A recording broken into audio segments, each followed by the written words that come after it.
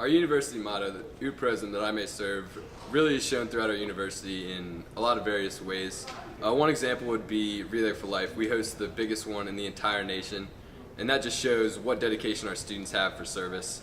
And in addition to service to the nation throughout various philanthropic organizations, we also serve our community. And an example of that would be the big event, which thousands of our students go out and focus on just helping out the Blacksburg community. And that's not something you really see a lot in many other major college campuses, and that just shows that we care not only for the nation but for our community.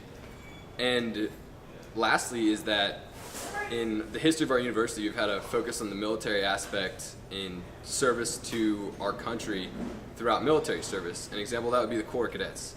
So in many different ways, our university is well-rounded, and it displays our motto. It's not just something that's there engraved on some stones. It's something that we live through every day.